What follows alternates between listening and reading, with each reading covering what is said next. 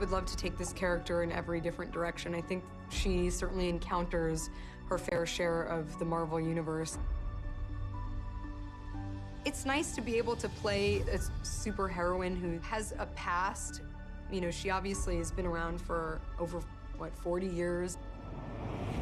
And I think has a real foundation for all different kinds of spin-offs or interactions with other characters. I think that the possibilities are really endless.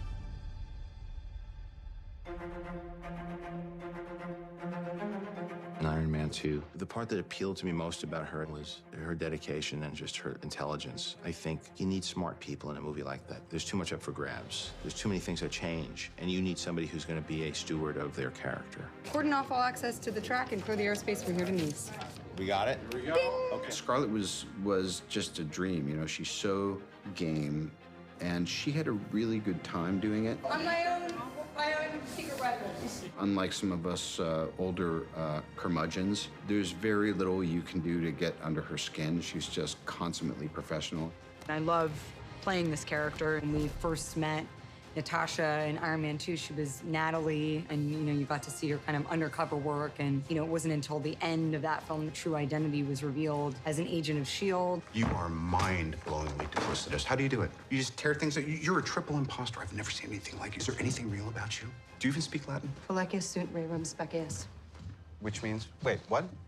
What'd you just say? It means you can either drive yourself home or I can. Avengers, we see, of course, her in her own environment. Just like Budapest all over again.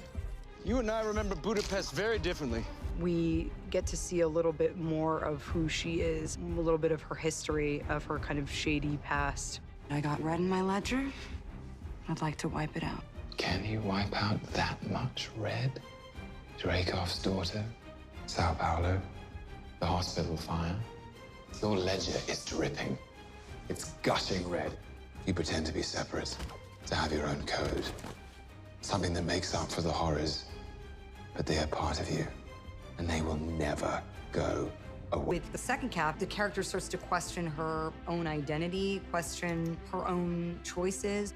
I thought I knew whose lies I was telling, but I guess I can't tell the difference anymore. She's an isolated character. Cap doesn't know whether he can trust her or not, so she is not part of the family per se because she's never been taught to rely on anyone other than herself, and she has a view of the world that is skeptical and cynical, and her and Cap grow over the course of that movie, and he teaches her trust. You know, it's kind of hard to trust someone when you don't know who that someone really is. Who do you want me to be? How about a friend?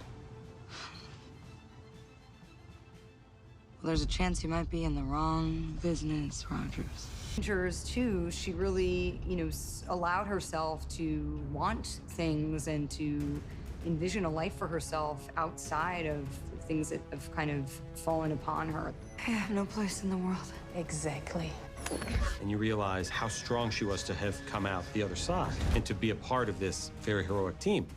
Her past is something that's always been shrouded in mystery, and we continue to open up the story, give little kind of tidbits and throw the bone out once in a while as to where she came from and what her background is.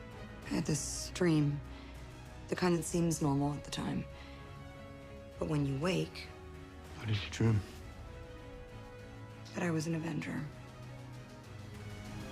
That I was anything more than the assassin they made me. She starts to realize that the Avengers are her family, and she makes a choice to try to preserve the family.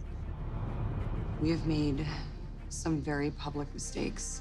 We need to win their trust back. That's what makes this character really heroic, is that she's kind of dug her heels in and said, look, I could kind of go down this road, which would be the more desirable road personally, and disappear and live off the map, but she chooses this kind of greater calling. Just because it's the path of least resistance doesn't mean it's the wrong path. Staying together is more important than how we stay together. Why the Avengers failed in an Infinity War is because they were divided, because of the fallout of Civil War. Natasha's a very strategic fighter, and she, I think, is really just trying to give whatever she can in order to save as many people as possible. He did exactly what he said he was going to do. Thanos wiped out 50% of all living creatures. At the beginning of Endgame, she wants to bring it all back because she feels like it is the strongest emotional connection that she's ever had in her life. She's struggling to deal with the fact that they lost, and she hasn't stopped.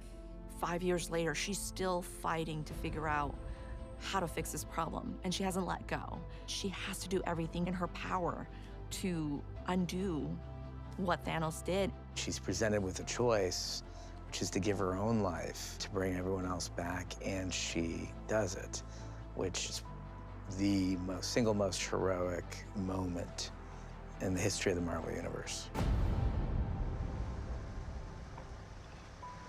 It's okay.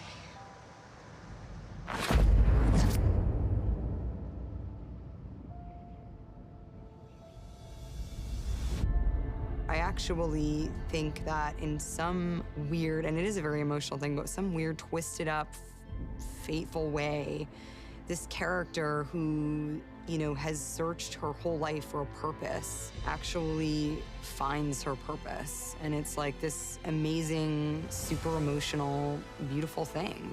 You know what I've become. I don't judge people on their worst mistakes. Maybe you should. You didn't. I feel very fortunate. It's been an incredible gift as an actor to be able to come back to a character that's as complex as Natasha. I think there's kind of a lot to explore there, and that is so exciting.